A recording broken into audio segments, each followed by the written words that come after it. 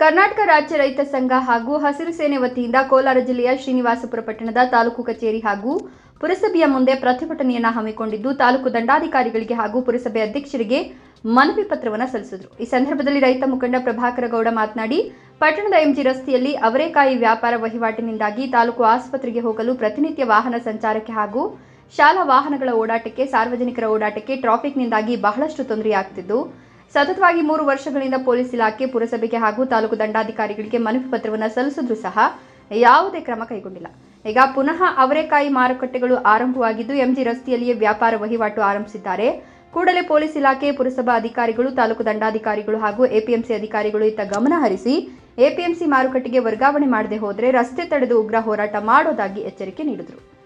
ಮತ್ತು ಹಸಿರು ಸೇನೆ ಇವತ್ತೇನು ತಾಲೂಕು ಕಚೇರಿ ಮತ್ತು ಪುರಸಭೆ ಮುಂದೆ ಪ್ರತಿಭಟನೆ ಮಾಡಿ ಒಂದು ಮನವಿ ಕೊಟ್ಟಿದ್ದೀವಿ.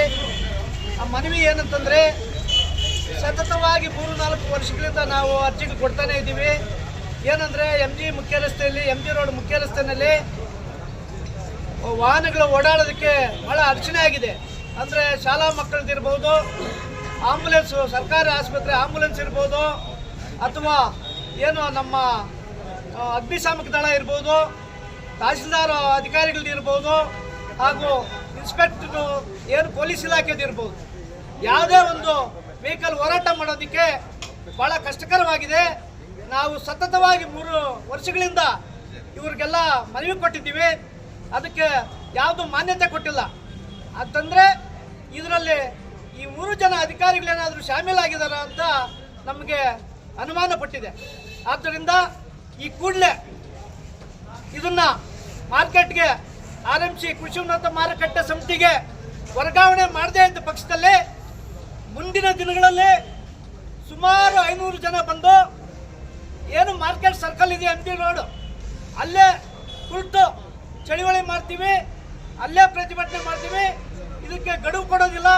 ಇದೆಲ್ಲ 1 ದಿವಸ 2 ದಿವಸದಲ್ಲಿ ಇದು ವರ್ಗಾವಣೆ ಆಗಬೇಕು ಅಂತೇಳಿ ಈ ಸಂದರ್ಭದಲ್ಲಿ ನಾವು ಹೋರಾಟ ಮಾಡಿ ಈಗ ಮನವಿ ಸಲ್ಲಿಸಿದ್ದೀವಿ. ಇದಕ್ಕೆ ಪುರಸಭೆ ಅಧ್ಯಕ್ಷರು ಹಾಗೂ ತಾಲೂಕು ದಂಡಾಧಿಕಾರಿಗಳು ಕೂಡ ಇದಕ್ಕೆ ಹೋಗ್ಬಿಟ್ಟು ನಾವು ಅದನ್ನು ವರ್ಗಾವಣೆ ಮಾಡ್ತೀವಿ ಅಂತ ಈ ಸಂದರ್ಭದಲ್ಲಿ ಹೇಳಿದ್ದಾರೆ. ಅದೇ ರೀತಿ ವರ್ಗಾವಣೆ ಆದರೆ ಎಲ್ಲರಿಗೂ ಅನುಕೂಲ ಆಗ್ತದೆ ಅಂತೇಳಿ ನಾನು ಈ ಸಂದರ್ಭದಲ್ಲಿ ಹೇಳ್ತಾ ಇದ್ದೀನಿ. ಮತ್ತೆ ಏನು ಅಗ್ನಿಶಾಮಕ ದಳ ಅದು ವೆಹಿಕಲ್ ಹೋಗೋದಕ್ಕೆ, ಪೊಲೀಸ್ ಇಲಾಖೆ ವೆಹಿಕಲ್ ಹೋಗೋದಕ್ಕೆ ಎಲ್ಲರಿಗೂ ಕೂಡ ಸಾರ್ವಜನಿಕವಾಗಿ ತೊಂದರೆ ಆಗ್ತಾ ಇದೆ. ಏನಂತಂದ್ರೆ ಸತತವಾಗಿ 3 ವರ್ಷಗಳಿಂದ ಇಲ್ಲಿ ಅವರೇಕಾಯಿ ಮಂಡಿ ಮಾರಾಟ ಮಾಡ್ತಾ ಇದ್ದಾರೆ. ಅವರು APMCಗೆ ವರ್ಗಾವಣೆ ಮಾಡಬೇಕಂತೇಳಿ ನಾವು 3 ವರ್ಷಗಳಿಂದ ಮನವಿ ಕೊಟ್ಟಿದ್ದೀವಿ.